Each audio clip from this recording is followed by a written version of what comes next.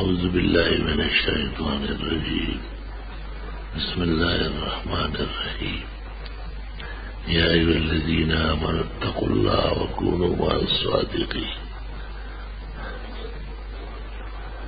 وقال الله تعالى: ما كان إبراهيم يهوديا ولا نصرانيا ولكن كان حنيفا مسلما وما كان من المشركين.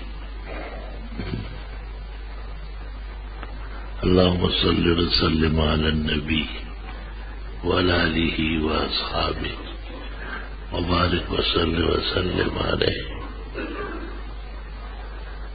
بزرگوں، بھائیوں اور معزز سامعین، اللہ تعالیٰ نے جو بڑا احسان فرمایا ہے وہ حضرت محمد صلی اللہ علیہ وسلم کی بعثت کی شکل میں ہے. لقد من اللہ علی المؤمنین اذ بعث فیہم رسولا من انفسہم. اللہ تعالیٰ نے بڑا احسان کیا ہے. علماء کہتے ہیں کہ لقد میں معنی قسم کا ہے. اللہ تعالیٰ قسمیہ فرماتے ہیں کہ مسلمانوں میں خود انہی میں سے ایک رسول اللہ تعالیٰ نے مبعوث فرمایا ہے. قرآن شریف میں یہ آیت 4 جگہ ہے. بقرہ میں ابراہیم علیہ السلام کی دعا میں ہے: ربنا وبعث فیہم رسولا منہم یتلو علیہم آیاتک وَيُعَلِّمُهُمُ الْكِتَابَ وَالْحِكْمَةَ وَيُزَكِّيهِمْ إِنَّكَ أَنْتَ الْعَزِيزُ الْحَكِيمُ. اور دوبارہ دوسرے پارے میں ہے: كَمَا أَرْسَلْنَا فِيكُمْ رَسُولًا مِّنْكُمْ يَتْلُو عَلَيْكُمْ آيَاتِنَا وَيُعَلِّمُكُمُ الْكِتَابَ وَالْحِكْمَةَ وَيُزَكِّيكُمْ. اور چوتھی جگہ سورۃ جمعہ میں ہے، اور تیسری یہ آل عمران کی جو میں نے پڑھی ہے.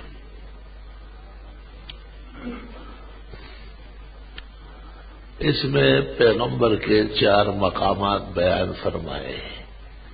ایک تلاوت الآیات، قرآن شریف پڑھانا اور اس کے الفاظ اور اس کے حروف اور لب و لہجہ، مخرج اور صفات تک سمجھانا. قرآن شریف عربی زبان میں ہے. تمام زبانوں کی بڑی زبان، اشرف اللغات، وہ عربی ہے.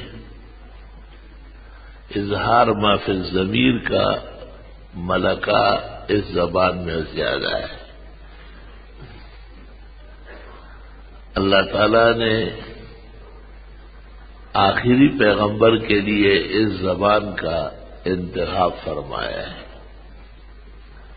کہتے ہیں کہ آدم علیہ السلام جب پیدا کیے گئے اور مسجود ملائک بنے اور داخل جنت ہوئے تو حضرت عربی بولتے تھے، لیکن جب شجر ممنوعہ کا ارتکاب ہوا اور حضرت جنت سے دنیا میں اتار لیے گئے، دنیا تو غم، ہم، تکلیف، رنج، صدمے، خون، پریشانی کی جگہ ہے. ان پریشانیوں میں آدم علیہ السلام عربی بھی بھول گئے تھے.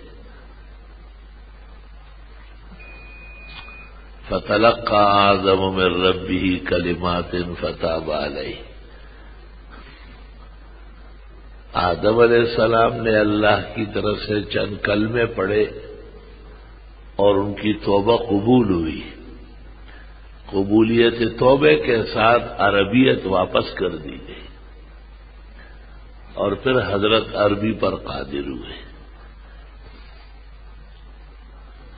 حضرت شیخ الحدیث مولانا زکریا محدث سارانپوری ثم مہاجر المدنی والمتوفى بہا نے ایک کتاب لکھی ہے فضائل عربی. اس میں حضرت نے عربی کے فضائل اور برکات اور فوائد، اور ایک بات یہ بھی لکھی کہ عربی سے جو لوگ دور ہو گئے تو حقیقت میں دین سے دور ہو گئے. عربیت کے جو لوگ قریب تھے تو فہم زیادہ تھا، شعور بڑا تھا، علم پایا جاتا تھا، جیسی آیت پڑھی جاتی وہ سمجھ لیتے تھے کہ اس موقع اور مناسبت سے خطاب ہے. اب تو دوسری زبانوں پر فخر ہے اور اس کو اپنی زبان پر سوار کیا ہے، معاشرے کا جز لا ينفك بنایا ہے، اور عربیت کی طرف توجہ بالکل نہیں ہے. دینی مدارس، علماء، طلباء الحمدللہ وہ عربی کے بھی پاسدار ہیں.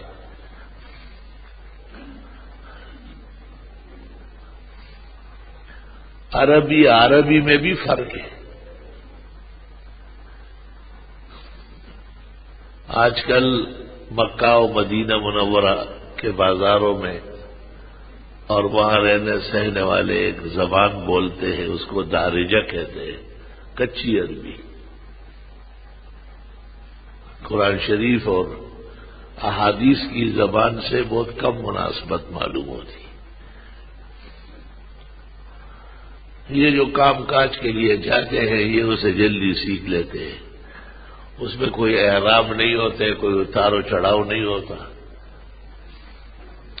جنگل کا ایک راستہ ہوتا ہے، لڑکتے جاؤ، بولتے جاؤ.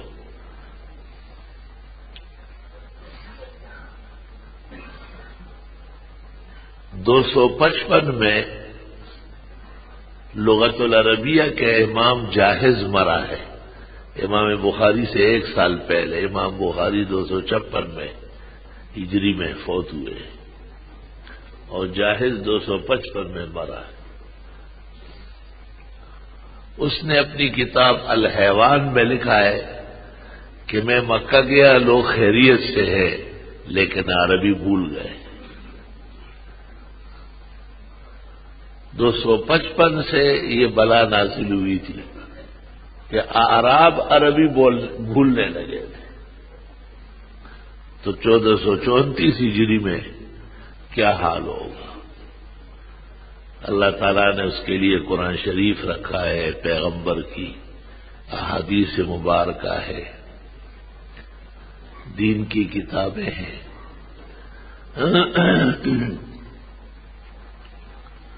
عربیت کا یہ ایک عظیم معجزہ ہے کہ امام کعبہ یا امام مدینہ جب ممبر پر بیٹھ کر خطبہ دیتے ہیں تو پھر قرآن کی زبان بولتے ہیں. اس وقت وہ کچی زبان دارجہ نہیں چلتی، وہ شرم کا باعث. درس جب دیتے ہیں کلاسز میں اور مختلف علوم پڑھاتے ہیں تو فصیح بلیغ عربی بولتے ہیں. ہمارے لوگوں نے صرف یہ نہیں کہ عربی بھول گئے، سب کچھ بھول گئے، ہر چیز مسلط ہو گئی. اتنے بیگانے ہو گئے کہ ایک شخص آیا اور اس نے انگریزی حکومت کو دوام بخشنے کے لیے نبوت کا دعویٰ کیا. لوگ ساتھ ہو گئے، 10 ہو یا 20 ہو، 1000 ہو یا 10,000 ہو، لیکن بہرحال اس کے ماننے والے پیدا ہو گئے. یہ عربیت سے ناواقفیت کی وجہ تھی. مکہ میں اور مدینہ میں کیوں کوئی دعوی نبوت نہیں کرتا؟ آسان کام نہیں، یہاں آسان تھا.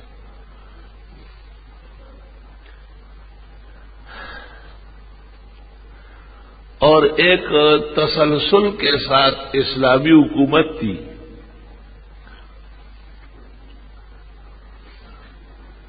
جو 700 سال تک ہندوستان میں رہی. آخری دور مغلیہ کا ہے. وہ جب ختم ہوئی یا ختم کر دی گئی، ایسٹ کمپنی ایسٹرن کمپنی نے آ کے انگریزوں نے یہاں جو پیر جمانے شروع کیے تو اس کے لیے بڑا ورک کرنا پڑا ان کو. کچھ لوگوں کو کہا کہ بھئی تم مجاہدین کی نماز پہ اعتراض کرو اور کہو کہ امام کے پیچھے فاتحہ نہیں پڑھتے اور یہ رفع دین نہیں کرتے اور ہاتھ بہت اوپر نہیں باندھتے، ان کی نماز نہیں ہوتا. یہ اماموں کے مسئلے تھے، پہلے سے موجود تھے مذاہب میں. اس کے اٹھانے کی حاجت نہیں تھی، لیکن شر فساد کرنے کے لیے مسئلے پیدا کیے گئے،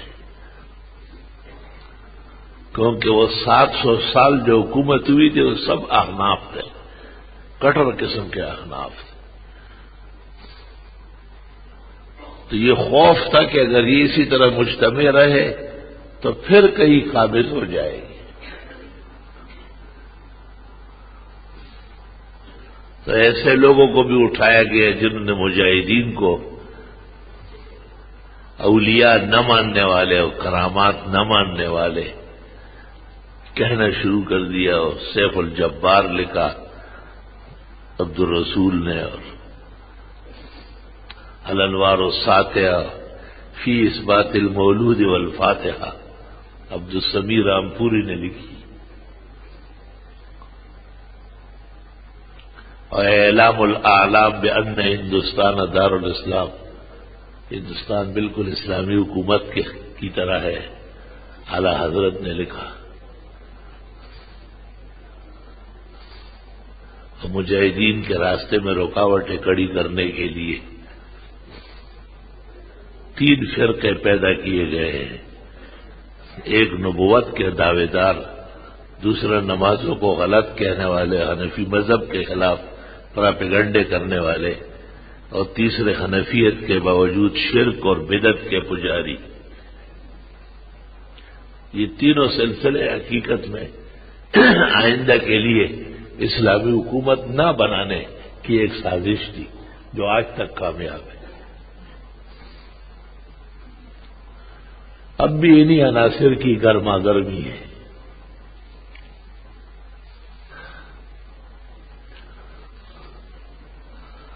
اس دن ایک ملک کے بادشاہ کا انٹرویو ہو رہا تھا، اور وہ ایسے ملک کا بادشاہ ہے کہ جن سے بظاہر خیر کی توقع نہیں ہے، لیکن عجیب بات ہے کہ کبھی خیر کی بات ایسے لوگوں کی زبان پر بھی جاری ہو جاتی ہے. انہوں نے تقریر میں اس طرح کہا کہ دیکھو اللہ نے ہمیں مسلمان بننے کے لیے کہا ہے، یا ایھا الذین آمنوا اتقوا اللہ حق تقاتہ ولا تموتن الا وانتم مسلمون. تو مسلم مرنا اور رہنا بہت ضروری ہے. مختلف فرقوں کے نام لیے کہ یہ تو نہیں کہا ہے، اور اللہ نے فرقوں کا رد کیا ہے. ما کان ابراہیم یہودیا ولا نصرانیا، نہ حضرت یہود تھے نہ عیسائی تھے، ولکن کان حنیفا مسلما، کٹر قسم کے موحد مسلم تھے. وما کان من المشرکین، اور وہ بدعتی و مشرکین میں سے.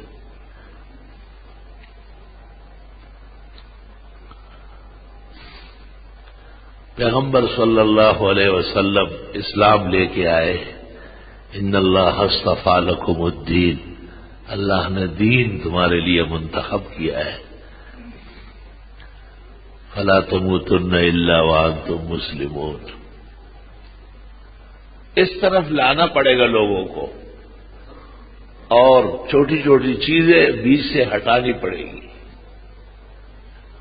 تب جا کر کے اب نہیں کئی سینکڑوں سال بعد شاید دوبارہ ہندوستان پر اسلامی جھنڈا لہرایا جائے اور پاکستان سے یہ گدھا پسندی جو چل رہی ہے یہ نکل جائے، اور ایسے لوگ میدان میں آ جائے جن میں اللہ کا خوف ہو، پورا ایمان ہو، اسلام کی خدمت کے لیے کمر بستہ ہو. یا ایھا الذین آمنوا ادخلوا فی السلم کافہ، اے ایمان والو مسلمان ہو جاؤ پورے کے پورے. ولا تتبعوا خطوات الشیطان، شیطان کے قدموں پر مت چلو، انہ لکم عدو مبین، وہ خالص نرا واضح قسم کا دشمن ہے۔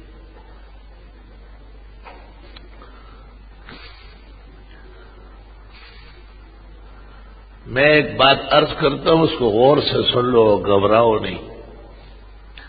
امام ابو حنیفہ 150 ہجری میں فوت ہوئے، اور آپ کی زندگی میں آپ کی فقہ آپ کے شاگردوں نے اس کی تبلیغ فرمائی تھی، اور وہ لوگ عراق میں مستقل فقہ تھا اور اس پر عمل ہوتا تھا اہل کوفہ کا۔ امام مالک مدینہ منورہ میں 93 ہجری میں پیدا ہوئے، 179 میں فوت ہوئے، ان کا بھی فقہ چلتا تھا۔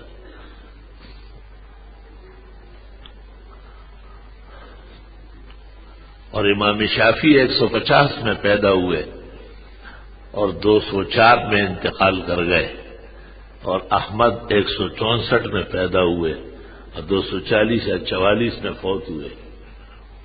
یہ سب کے سب مذاہب پہلے سے چل پڑے، لیکن عجیب بات ہے کہ تصادم نہیں تھا اور ایک دوسرے کے خلاف نہیں تھے۔ اس کی بنیادی وجہ یہ کہ یہ اختلافات نہیں تھے، یہ تشریحات تھی۔ جیسے میں اپنے مسئلے کی وضاحت اپنے صلاحیت اور استعداد کے مطابق کرتا ہوں۔ آج ہمارے بہت سارے مسلمان بھائی علماء کرام اپنے اپنے ممبر پر آج کے دن کے اور مہینے کی مناسبت سے پیغمبر صلی اللہ علیہ وسلم کی جامع اور بہترین زندگی کی مناسبت سے اپنے حساب سے تشریحات کرتے۔ تشریحات ہر شخص کی مختلف ہوتی ہے، لیکن مقصد ایک ہوتا ہے، اور وہ ہے اللہ کا دین، اللہ کے رسول کے طریقے، لوگوں میں ایمان کا پیدا ہونا، مضبوط ہونا، نشو و نما پانا، ایمان کے اعمال کی طرف راغب کرنا، شوق دلانا، اور گناہوں سے اور ایمان کے خلافیات سے بچانا، یہ ہر عالم کا فریضہ منصبی ہے۔ اگر وہ اس میں کوتاہی کرے گا تو یہ نقصان کی بات ہوگی۔ درمیان میں بعض اختلافات ایسے ہیں کہ آپ سن بھی نہیں سکتے۔ مثلا ایک مثال دیتا ہوں، حضرت امام شافعی رحمۃ اللہ علیہ فرماتے ہیں کہ مقتدی کو امام کی اقتداء میں سورۃ فاتحہ پڑھنا چاہیے، اور وہ اس طرح حدیث پڑھتے ہیں کہ اس سے پتہ چلتا ہے کہ اگر فاتحہ نہ پڑھی جائے تو نماز نہیں ہوگی۔ اور امام اعظم ابو حنیفہ اور بقیہ ائمہ ثلاثہ وہ فرماتے ہیں کہ نہیں، امام کا پڑھنا کافی ہے، امام کی اقتداء میں مقتدی کے ذمہ قرآن کا کوئی حصہ پڑھنا نہیں ہے۔ وہ ان احادیث کو پیش کرتے ہیں جن سے یہ معلوم ہوتا ہے کہ بس امام کی قرات مقتدی کی قرات ہے۔ من کان لہ امام فقرات الامام لہ قرات، یا اذا قرأ فانصتوا، یا اذا كنت مع الامام فلا تقرأ معه شيئا من القرآن، مسلم شریف جلد اول۔ دیکھو یہ بظاہر اختلاف تصادم کا اختلاف ہے، پڑھو اور نہ پڑھو تو نفی و اثبات ہے، لیکن تصادم کبھی نہیں ہوا ہے۔ شوافی کتب میں لکھا ہے کہ صحابہ کرام میں بھی امام کے پیچھے نہ پڑھنے والے موجود تھے اور ان کی نماز صحیح تھی۔ اور حنفی فقہ میں لکھا ہے کہ چاروں ائمہ و فقہ برحق، اگر کوئی شخص امام شافعی رحمۃ اللہ علیہ پر اعتماد کر کے ان کی تقلید کر کے اور ان احادیث پر عمل کرے جس سے حضرت نے استدلال کیا ہے تو وہ امام کے پیچھے قرات کرے، لیکن یہ نہیں ہو سکتے کہ آدھا تیتر آدھا بٹھے اپنی مرضی کے لیے ہاتھے سے رکھے یوں کر لے، باقی جو باہر نکلے تو فتویٰ حنفی مفتی سے لے۔ ایسا نہیں ہوگا، یا پورا ادھر کا ہوگا یا ادھر کے ہوگا، ایسا نہ ہو کہ درمیان میں گٹر لائن میں گر جائے۔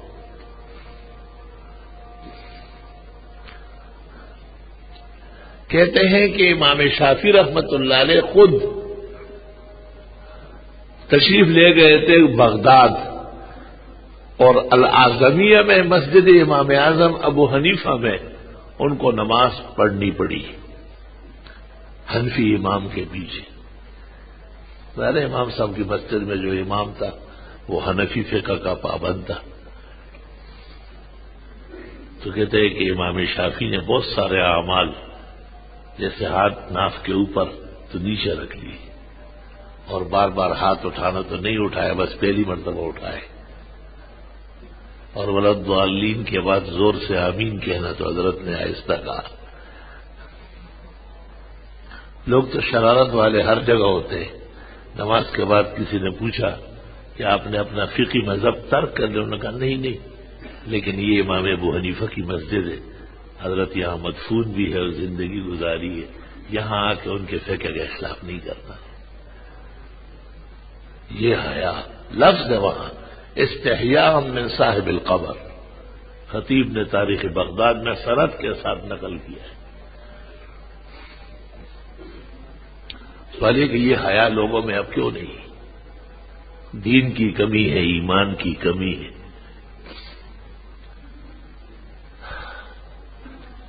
اور امام شافعی رحمت اللہ علیہ سے جب امام ابو حنیفہ کے متعلق پوچھا گیا کہ وہ ایسا کہتے تھے اور ایسا کہتے تھے اور آپ یہ کہتے ہیں، انہوں نے کہا میرے سامنے جو ذخیرہ حدیث ہے وہ یہ کہتا ہے، باقی اس شخص کے بارے میں میں برے الفاظ نہیں کہوں گا جو مجھ سے بہت پہلے جنت میں خیمہ لگا چکا ہے۔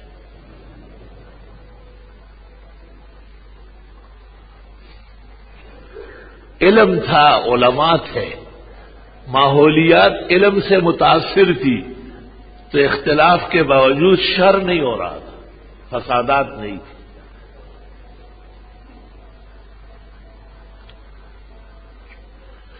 اللہ اکبر کبیرہ۔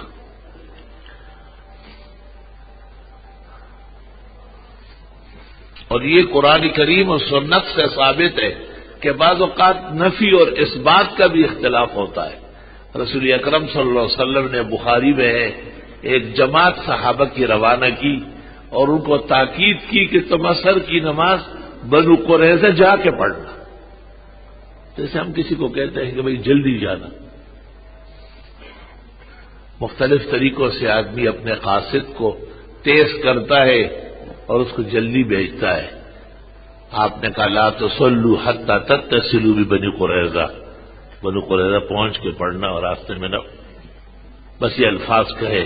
قدرت کو یہ منظور تھا کہ انہیں دیر ہو گئی اور نماز قضا ہونے لگی، تو ایک جماعت نے کہا کہ نبی کا مقصد جلدی پہنچنا تھا، وہ تو ہوا نہیں، وَلَمْ يُرَدْ مِنَّا ذَلِكَ، یہ تو ارادہ ہی نہیں تھا ان کا کہ ہم نماز قضا کر دیں۔ تو انہوں نے نماز پڑھ لی، اور دوسری جماعت نے کہا کہ نبی نے نبوت کی زبان سے کہا ہے کہ بنو قریظہ پڑھنا، بنو قریظہ سے اس طرف نہیں پڑھیں گے۔ انہوں نے قضا کر کے وہاں جا کے پڑھی۔ بخاری میں ہے لم یعنف احدا منہما، ایک کو بھی آپ نے نہیں ڈانٹا، دونوں کو کہا ٹھیک ہے۔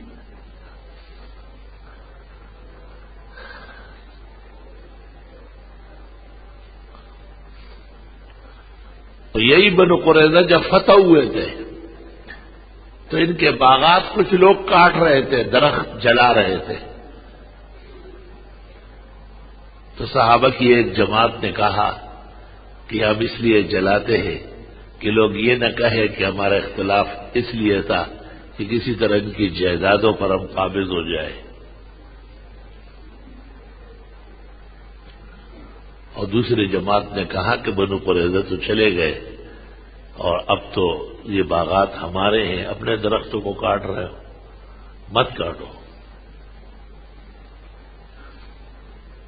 قرآن کریم میں اللہ نے کہا وما قطعتم من شجرۃ او ترکتموها قائمۃ علی اصولها فباذن اللہ، کہ درختوں کو کاٹنے والے اور نہ کاٹنے والے دونوں صحیح۔ تو اب ہمارے زمانے میں ایک عجیب نظریہ بنا، ایک نظریہ یہ ہے کہ 12 ربیع الاول جو اب تک 12 وفات تھا اس کو میلاد النبی بنا لیا، کوئی کمزور روایت ہے محمد ابن اسحاق مورخ کی، باقی تو تواریخ کے حساب سے سنت و حدیث کے مطابق 8 ہے ربیع الاول یا 9 ہے۔ پیران پیر شیخ عبد القادر جیلانی نے تو 10 محرم تاریخ لکھی، اور ایک قول ہے کہ یہ 18 رمضان ہے ولادت کی۔ عربوں میں تاریخ لکھنے کا زیادہ رواج نہ تھا، لیکن یہ متفق بات ہے کہ حضرت کی وفات جو ہوئی ہے وہ 12 ربیع الاول ہے، اس لیے آج تک 12 وفات کہا جاتا تھا۔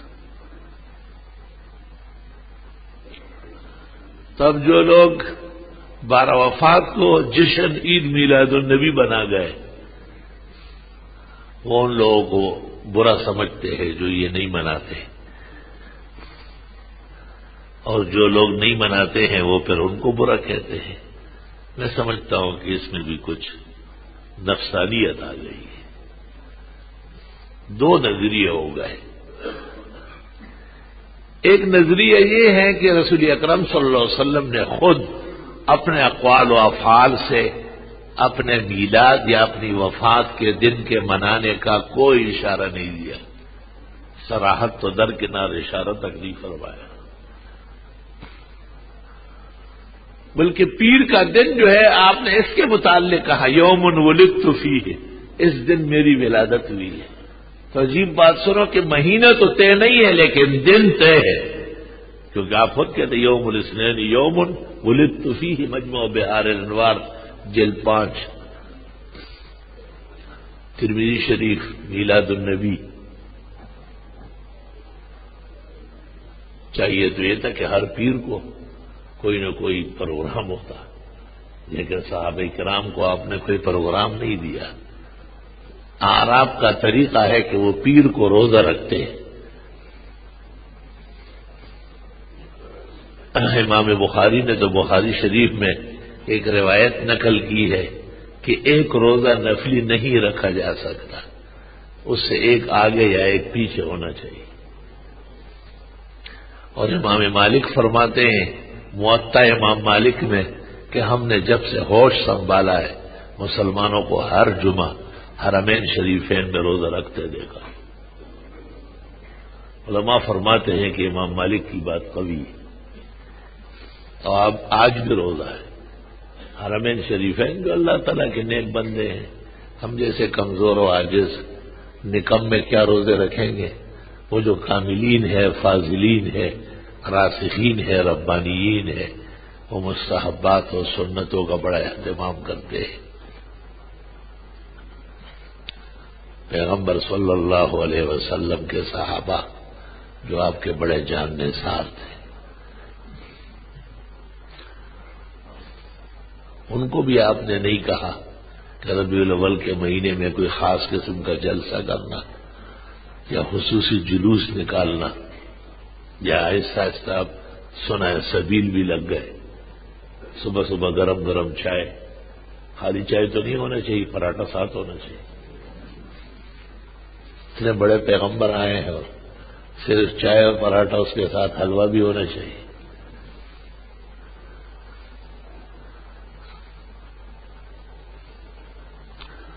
تو ایک اندیا یہ ہے کہ پیغمبر صلی اللہ علیہ وسلم کی 23 سالہ وحی کا دورانیہ اور صحابہ کرام کا 107 ہجری تک کا زمانہ اور تابعین اور تبع تابعین کے ادوار، اس میں اس قسم کا کوئی پروگرام نظر نہیں آیا، شرائع میں نہیں ہے۔ اس لیے اس قسم کے پروگراموں کا نہ ہونا یہ بہتر اور افضل ہے۔ اصل سنت تو یہ ہے۔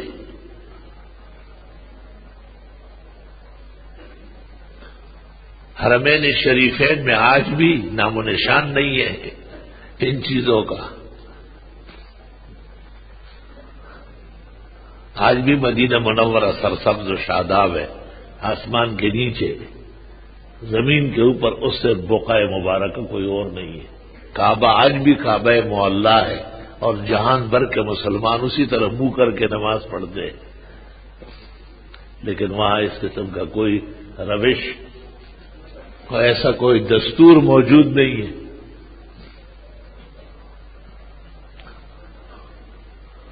تو ہندوستان کے اندر بھی جن اکابر اور بزرگوں کو سنت کے احیاء اور توحید کی حفاظت کی زیادہ رجحان تھا اور توجہ تھی، انہوں نے اس قسم کی چیزوں کا انکار کر دیا۔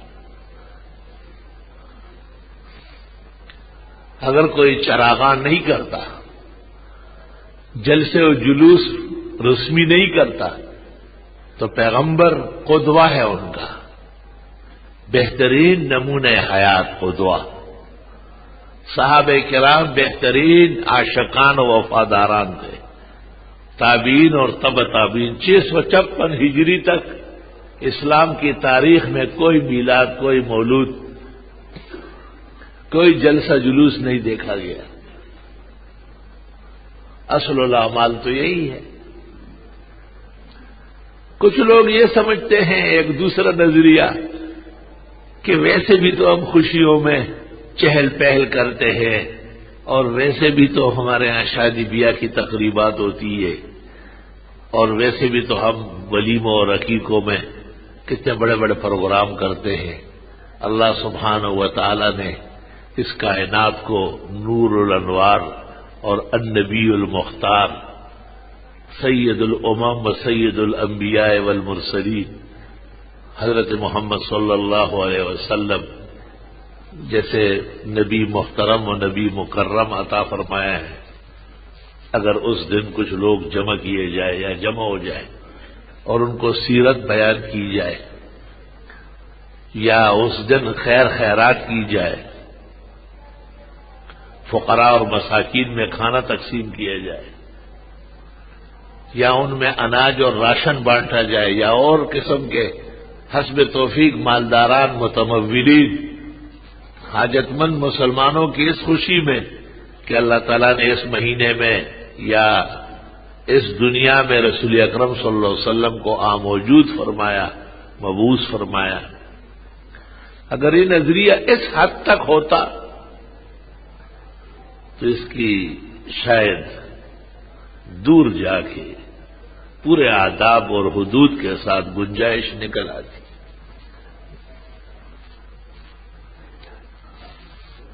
دیکھو، حضرت حسین نے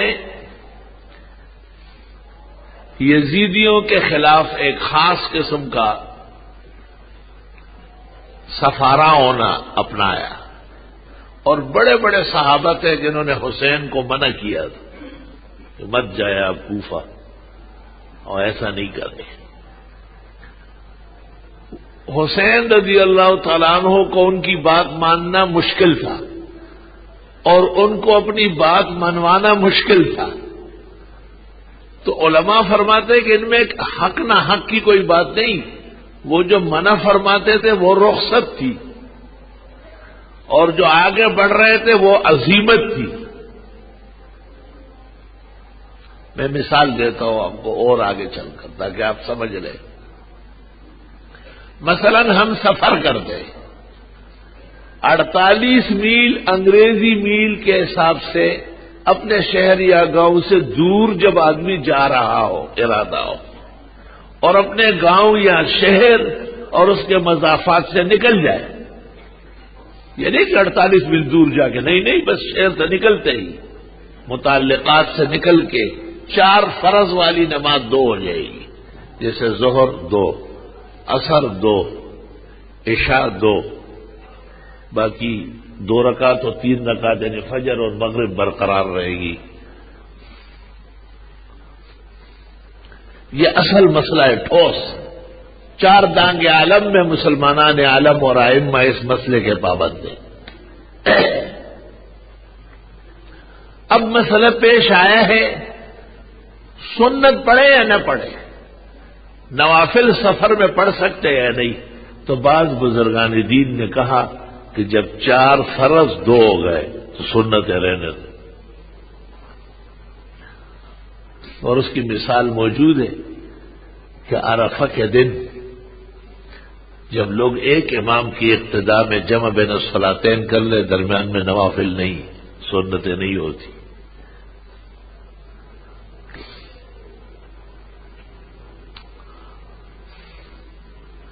اور وہ کہتے وَمِنَ السُّنَنِ تَرْكُ السُّنَنِ فِي الْأَسْفَارِ، یہ بھی سنت طریقہ ہے کہ سفر میں سنتیں نہ پڑھی جائیں۔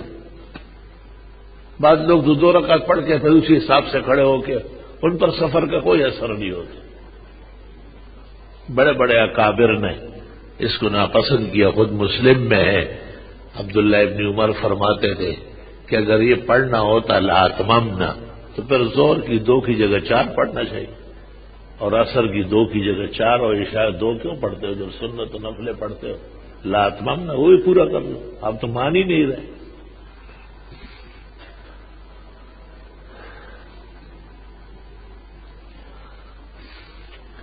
دوسری جماعت یہ فرماتی ہے علماء کی کہ نہیں، سنت سفر میں مؤقت تو نہیں رہی، جس طرح یہاں سنت ہے جمعے سے پہلے جمعے کے بعد، سفر میں کسی سنت کا درجہ یہ نہیں ہوگا، نفل ہو جائیں گے، لیکن پڑھنا بہتر ہے کیونکہ نفل سے منع تو نہیں کیا گیا۔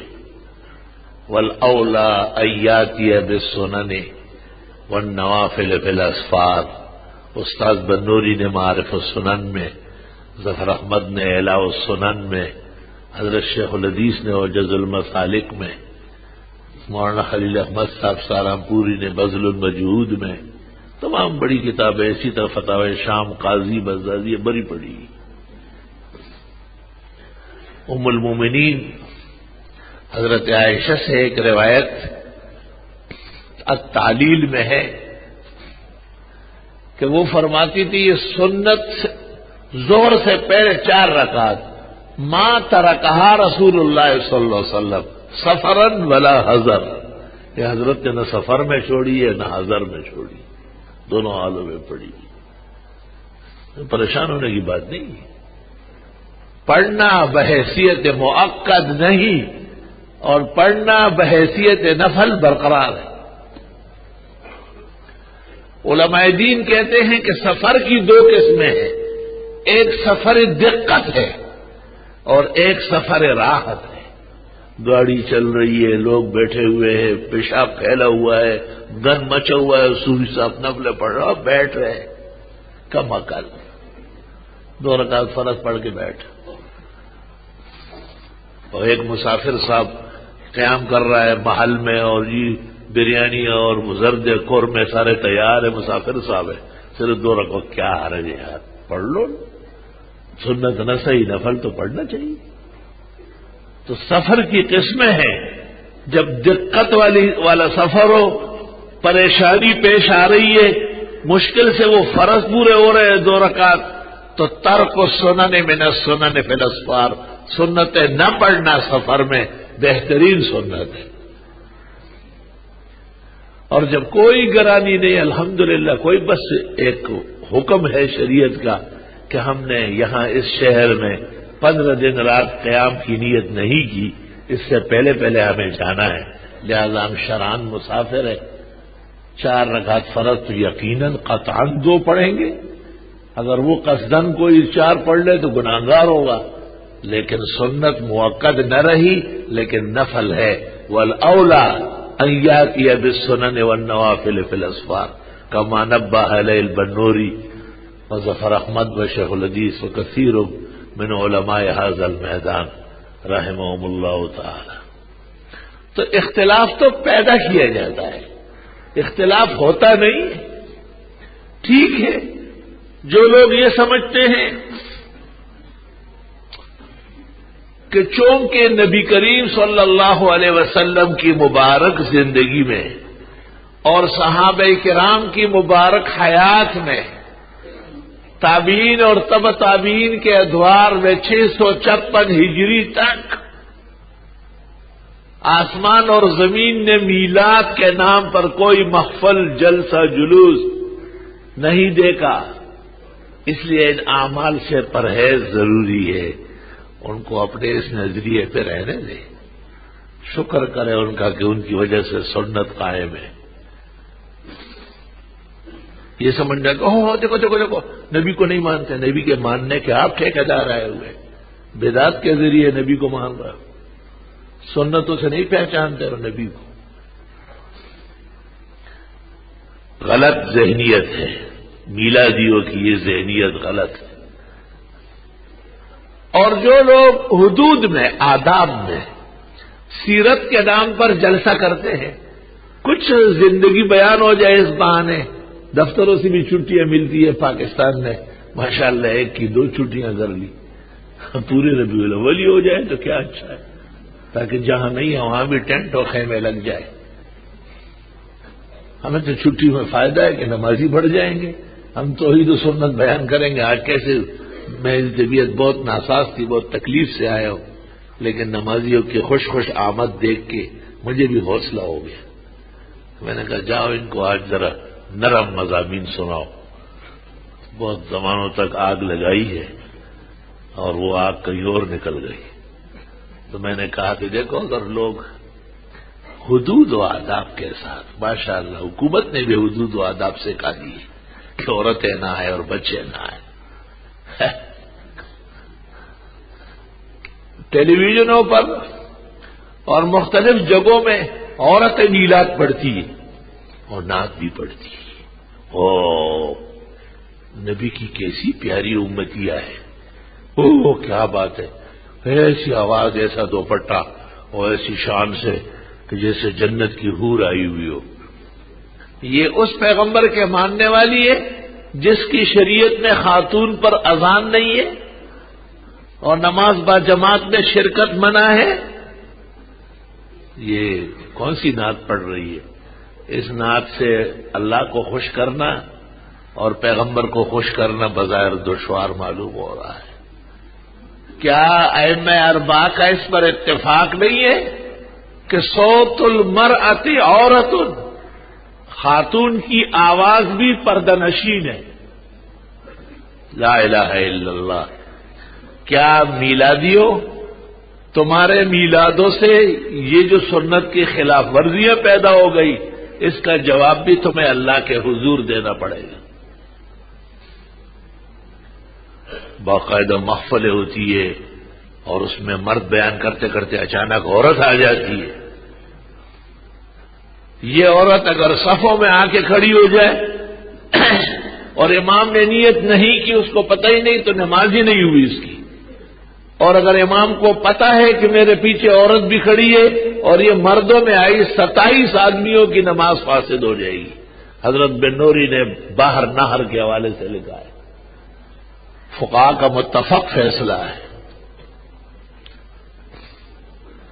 نماز 5 وقتہ فرض ہے، جماعت فرض کے بعد اہم ترین موقت سنت یا واجب ہے، اور جماعت میں نہ آنے والوں کو سخت ترین وعیدیں سنائی گئی۔